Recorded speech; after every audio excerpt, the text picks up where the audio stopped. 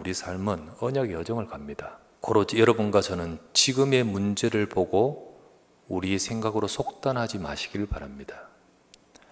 이스라엘 백성들은 광야길을 걸어갈 때 속단하고 착각했었습니다. 우리가 여기서 다 죽는다. 늘 입에서 그 말을 달고 살았죠. 그런데 그렇습니까? 아니었죠. 주겠다고 하신 가나안 땅에 들어가겠다는 말씀대로 성취하셨습니다. 지금 있는 광야 같은 어려움이나 문제 때가 사실은 그 속에 중요한 응답의 시간표임을 알아야 됩니다. 왜냐하면 하나님은 이끌고 계시잖아요. 신명기 8장 2절에서 3절 이 하나님 여호와께서 이 40년 동안에 네게 광야길을 걷게 하신 것을 기억하라. 이는 너를 낮추시며 너를 시험하사 네 마음이 어떠한지 그 명령을 지키는지 지키지 않는지 알려 하려 하심이라. 너를 낮추시며 너를 줄이게 하시며 또 너도 알지 못하며 네 조상들도 알지 못하던 만나를 네게 먹이신 것은 사람이 떡으로만 사는 것이 아니요 여호와 입에서 나오는 모든 말씀으로 사는 줄을 네가 알게 하려 하심이라. 중요한 훈련의 과정이며 깨닫게 하시는 과정이었던 거죠. 우리는 우리의 수준 가지고 불신앙하지 말아야 됩니다. 오히려 그 속에서 하나님이 역사하시는 응답들을 우리가 볼 수 있어야 됩니다. 고린도 교회는 아가야 지역에 큰 전도 운동을 했던 교회였습니다. 그러나 어느 날 서로 싸우고 갈등하고 육신적 문제로 인해서 교회는요 완전히 뒤덮여 버렸습니다. 그런데 하나님은 교회를 사랑해서 바울을 통해서 구체적으로 말씀을 전해 주었습니다. 그 말씀이 그들에게 전해져서 신실한 성도들은 그 말씀을 받고 근심하게 되고 아파하게 되고 그리고 하나님 앞에 서게 되고 회개하게 되고 그리고 변화가 일어나게 되는 겁니다. 그러므로 내가 편지로 너희를 근심하게 한 것을 후회하였으나 지금은 후회하지 아니함은 그 편지가 너희로 잠시만 근심하게 한 줄을 알미라. 내가 지금 기뻐하면 너희로 근심하게 한 까닭이 아니요 도리어 너희가 근심함으로 회개함에 이른 까닭이라. 지금의 여러분과 저의 우리의 문제나 어려움 속에서 응답이 있음을 기억하시길 바랍니다. 그래서 우리는 하나님이 하시는 것을 볼 수 있는 시간표가 되어야 됩니다. 그리고 그것을 미리 볼 수 있는 응답의 시간표가 되어야 돼요. 첫 번째 말씀, 성도의 문제는 더 큰 응답의 시간표라는 사실을 기억하십시오. 하나님 백성이 실수도 하고 문제도 있기도 하고 사건이 있기도 합니다. 그리고 하나님이 하나님 백성들의 삶에 이걸 허락하실 때도 있습니다. 하지만 하나님은 말씀을 통하여 우리를 이끌고 계시고 때로는 고치기도 하십니다.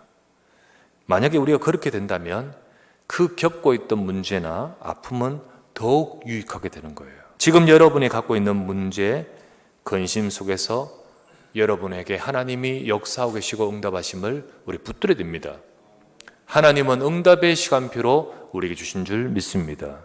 그것을 언약으로 잡고 나가야 돼요. 성도의 삶의 낮아짐은 더 큰 은혜 받을 시간표예요. 앞으로 하나님의 더 큰 계획으로 나갈 길잡이에요. 그래서 여러분과 저는요, 하나님께서 이 시점에 주시는 중요한 응답을 우리가 놓치지 말아야 됩니다. 그 잘못이 있다 할지라도 그것을 통하여 하나님 앞에 설 때가 응답의 시간이란 거죠. 어느 날 갑자기 깊은 구렁에 빠진 듯한 시간을 갖기도 하죠. 그러나 염려하지 마시길 바랍니다. 그냥 기도하십시오. 왜냐하면 하나님은 그 여정을 붙들고 계십니다. 그래서 두 번째 중요한 것은 우리에게 하나님 말씀이 임해야 돼요. 성도의 삶에 여러 어려움이 있을지라도 말씀을 붙드는 것이 중요합니다. 내가 지금 기뻐하면 너희로 근심하게 한 까닭이 아니요 도리어 너희가 근심함으로 회개함에 이른 까닭이라. 너희가 하나님 뜻대로 근심하게 된 것은 우리에게 아무 해도 받지 않게 하려 함이라. 해가 아니고 오히려 유익이 된단 말이에요. 이런 말씀을 받았을 때 그들은 아파했어요. 그리고 그들을 돌아보게끔 만들었어요. 그게 말씀의 역사인 거예요. 내 문제 중이라도 하나님 말씀이 임해야 됩니다. 그래서 어려움 가운데도 여러분 말씀을 놓치지 마시길 바랍니다. 말씀의 일을 진짜 받으면 우리 인생에 살아나는 역사와 하나님의 역사가 있습니다. 캄캄하기 때문에 말씀이 안 바뀌어져요. 그러다 보니까 더욱더 힘들어져요. 이게 악순환이에요. 이걸 끊어버려야 돼요. 혹시 시험 드는 자 있습니까? 말씀 받으시기 바랍니다. 근데 시험 들면 말씀을 못 받아요. 그러면 말씀 못 받으면 더욱더 어려워져 버려요. 이 악순환을 끊어버려야 돼요. 시험 들었기 때문에, 캄캄하기 때문에, 낮아졌기 때문에 하나님을 바라봐야 됩니다. 하나님이 내게 말씀하여 주십시오. 이렇게 돼야 됩니다. 그럴 때 하나님의 역사가 시작되는 자리가 되고 시간표가 되어버리는 거예요. 시편 130편 1절에 보면 여호와여 내가 깊은 곳에서 주께 부르짖습니다. 지금 완전 밑바닥에 가 있어요. 나 곧 내 영혼은 여호와를 기다리며 나는 주의 말씀을 바라는도다. 하나님을 바라보는 그 자리입니다. 말씀을 기다립니다. 내 가정에 내 현장에 내가 하나님 말씀 받고 살면 하나님의 역사가 시작되는 거예요. 세 번째, 그래서 우리는 그 시간이 더욱 영적 서밋으로 나가는 시간이 되는 거예요. 보라, 하나님의 뜻대로 하게 된 이 근심이 너희를 얼마나 간절하게 만들며 얼마나 변증하게 하며 증가하는 거예요. 얼마나 분하게 하며 우리가 얼마나 속았는지 막 억울해하고 분하며 얼마나 두렵게 하며 막 경각심을 주는 거죠. 다시는 이렇게 속지 말아야 되지, 그렇죠?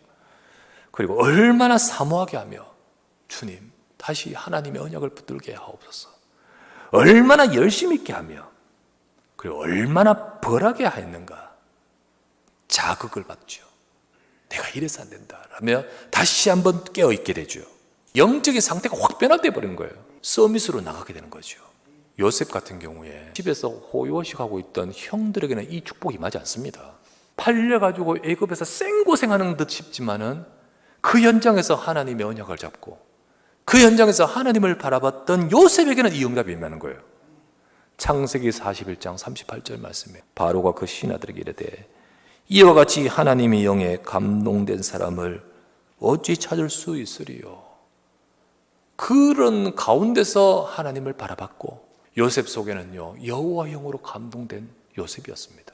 여러분 우리에게 있는 어려움과 문제로 인하여서 하나님 앞에 서시길 바랍니다. 그것으로 인하여서 하나님을 향해 더 절실하게 언약으로 더 정말로 사모하게 내가 오직이 되게 하여 주시옵소서. 사탄은요 우리를 무너뜨리려 하고 우리의 상황 속에서 이 언약을 잡지 못하고 좌절케 하려고 합니다. 하지만 언약 잡으시길 바랍니다. 예레미야가 아직 시위들에 갇혀 있습니다.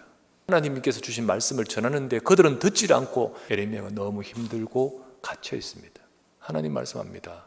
일을 행하시는 여호와, 그것을 만들며 성취하신 여호와, 그 이름 여호와라는 자가 네게 말씀한다. 너는 내게 부르짖으라. 내가 네게 응답하겠고 네가 알지 못하는 크고 비밀한 일을 네게 보일 것이다. 그 자리 그곳이 바로 앞으로 하나님의 응답을 미리 받는 시간인 거예요. 정말로 그 자리가 고난의 시간이 아니고 갇혀있는 시간이 아니라 하나님의 더 큰 응답의 자리가 그 자리인 거죠. 언약의 여정 속에 우리 인생은 인도받고 있습니다.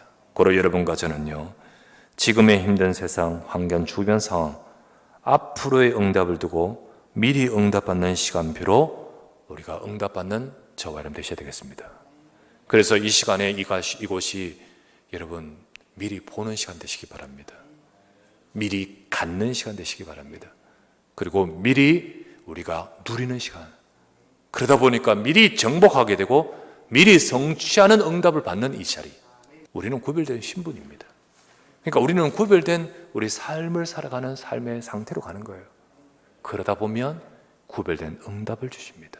이 시간 이 자리가 하나님이 응답하실 시간인 줄 믿습니다. 모든 여러분의 삶 속에 오늘 고린도 교인들처럼 근심이나 혹은 아픔이나 혹은 지금 되게 어렵다는 어려움이나 여러 상황이 있다 할지라도 그 속에서도 하나님이 역사하심을 우리가 아는 저와 여러분들은, 구별된 저와 여러분들, 다른 비밀 있는 저와 여러분들은 그 모든 것을 통하여 응답받아가는 우리 모두가 되시기를 주 예수의 이름으로 축원합니다.